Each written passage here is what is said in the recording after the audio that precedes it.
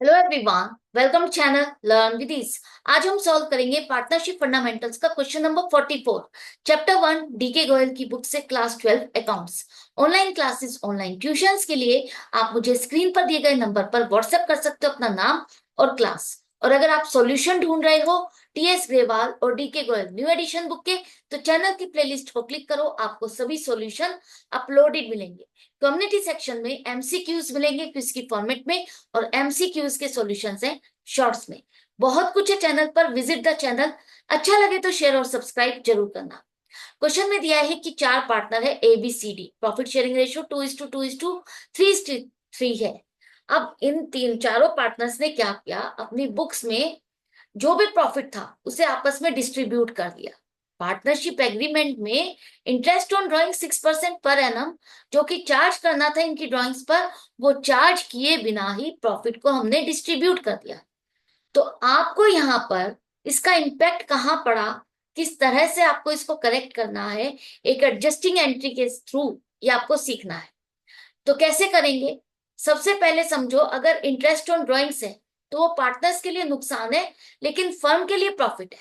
अगर आपको during the year profit कितना हुआ नहीं दिया तो नो मैटर, ये जो ड्राइंग्स पर इंटरेस्ट चार्ज किया जा रहा है ये फर्म के लिए एक एक्स्ट्रा प्रॉफिट ही है। तो प्रॉफिट होगा कितना? अगर हम ए बी सी डी की ड्राइंग्स को देखें तो डेट ऑफ विड्रॉल नहीं दिया। जब डेट ऑफ विड्रॉल नहीं दिया तो उस केस में हम क्या करते हैं, हाफ ऑफ द पीरियड का इंटरेस्ट चार्ज करते हैं। हाफ ऑफ द पीरियड मतलब जितने टाइम पीरियड के लिए बिजनेस रहा। तो ये मान के चलते हैं इनका फाइनेंशियल ईयर पूरा 12 महीने का था, तो हाफ ऑफ द पीरियड हो गया 6 मंथ्स। तो ए की ड्राइंग्स 20,000 पर, इंटरेस्ट हो गया 600। बी का हो गया 24,000 पर 720 रुपीज। सी का हो जाएगा 960 और डी का हो जाएगा 1,320। यहाँ पर जो याद रखने वाली बात है वो ये कि जब भी ड्राइंग्स की डेट नहीं दी तो आपको हाफ ऑफ द पीरियड का इंटरेस्ट कैलकुलेट करना है। मतलब अगर 12 महीने है तो 6 महीने, अगर 9 महीने का बिजनेस है तो 4.5 महीने, और 6 महीने का बिजनेस है तो 3 महीने का इंटरेस्ट आप चार्ज करोगे। अब तीनों के सॉरी चारों पार्टनर्स का इंटरेस्ट ऑन ड्राइंग्स अगर इन चारों से चार्ज किया जाएगा तो इनके अकाउंट क्या होंगे, डेबिट होंगे।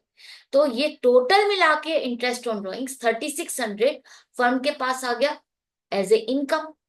फर्म के पास तो ये प्रॉफिट हो गया, इनकम हो गई, जो कि फाइनली डिस्ट्रीब्यूट होगा पार्टनर्स में ही।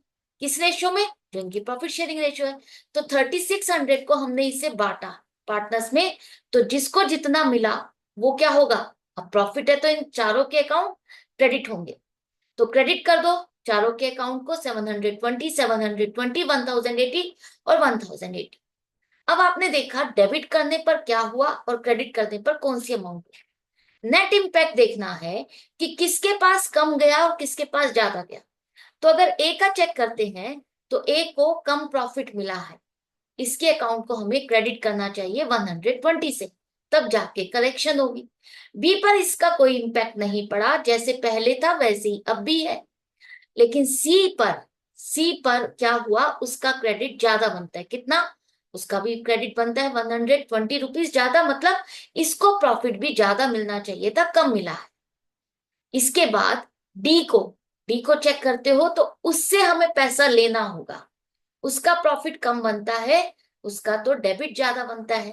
तो डी से लेकर के अगर हम ए और सी को दे देंगे, डी से लेकर के ए और सी को दे देंगे तो हमारी ये जो गलती थी, मिस्टेक थी, ये करेक्ट हो जाएगी।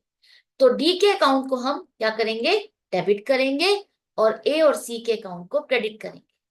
कब करोगे? 1 तारीख को।